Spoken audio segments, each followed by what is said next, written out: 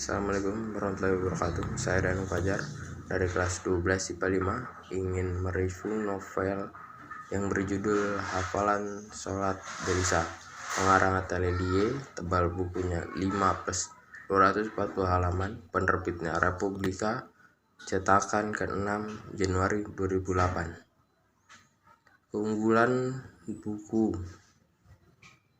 buku ini disajikan dengan bahasa yang komunikatif, dengan jalan cerita sama dengan peristiwa kejadian nyata, kemungkinan pembaca untuk berimajinasi lebih jauh tentang cerita dari novel itu sendiri. Ceritanya yang universal sehingga dapat diterima oleh semua kalangan, banyak terkandung amanat-amanat dalam menjalani kehidupan sehari-hari yang islami dan penuh kasih sayang, disertai dengan footnote yang berisi tentang pelajaran yang dapat diambil pembaca dari cerita yang sedang terjadi pada novel tersebut. Kelemahan buku, masih ada kata-kata yang kurang dapat dimengerti oleh sebagian kalangan seperti ayat-ayat suci Al-Quran, bahasa daerah, dan lain-lain. Ikhtisar, sebuah novel yang sampai bulan Januari 2008 masih memasuki cetakan ke-6 ini mengambil setting tempat di salah satu daerah korban bencana tsunami Aceh, yaitu mengisahkan tentang seorang gadis berusia 6 tahun yang berusaha menghafal bacaan sholat pada saat sebelum terjadinya tsunami. Banyak kejadian menarik namun penuh makna dan pelajaran hidup yang dapat kita petik dalam setiap cerita dalam novel ini. Kita ke intinya, yaitu sinopsis. Novel ini menceritakan seorang anak perempuan berumur 6 tahun bernama Delisa. Delisa adalah seorang anak yang lugu, polos, dan suka bertanya. Ia anak bungsu dari 4 bersaudara dalam keluarganya. Kakak-kakaknya yang bernama Cut Fatimah, Cut Zahra, dan Cut Aisyah. Mereka berdomisili di Aceh, tepatnya di Logga. Abinya bernama Usman dan uminya bernama Salamah.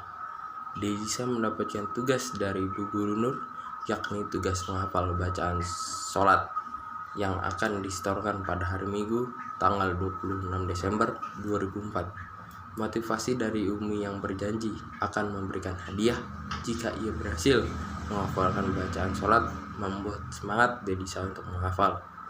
Umi telah menyiapkan hadiah kalung emas 2 gram berlian tinde untuk Delisa, sedangkan Abi akan memberikan sepeda untuk hafalan sholatnya jikalau lulus.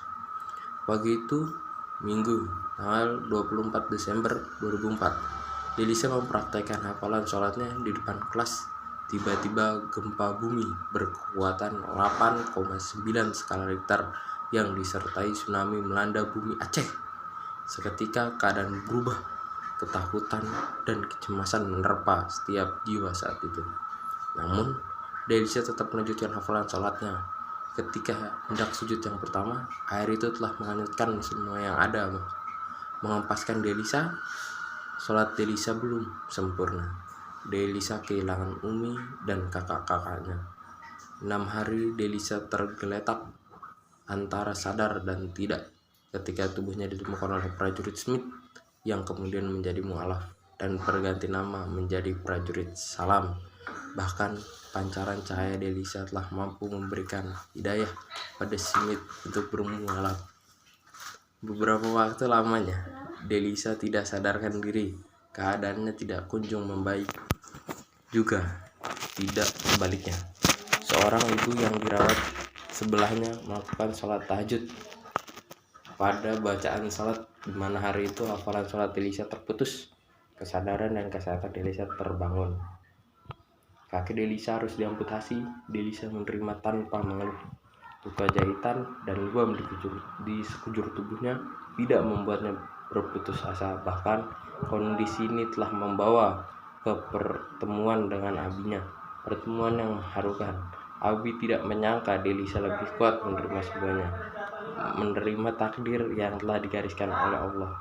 Beberapa bulan kejadian tsunami yang melanda Logga, Delisa sudah bisa menerima keadaan itu.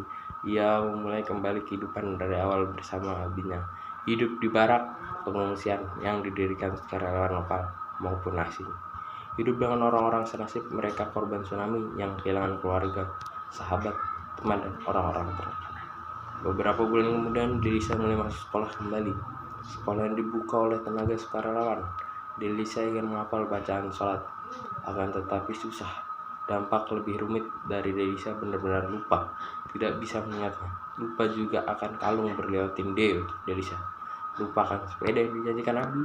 Delisa hanya ingin menghafal bacaan sholatnya. Akhir dari novel ini, Delisa mendapatkan kembali hafalan sholatnya.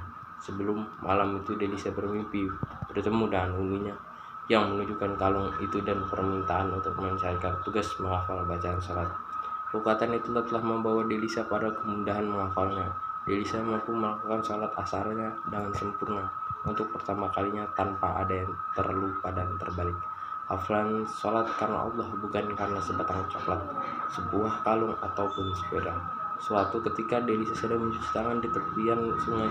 Delisa melihat ada pantulan cahaya matahari sore dari sebuah benda. Cahaya itu menarik perhatian Delisa untuk mendekat. Delisa menemukan kalung D untuk Delisa dalam menggenggam tangan manusia yang sudah tinggal tulang. Tangan manusia yang sudah tinggal tulang itu tidak lain adalah milik Umi Delisa.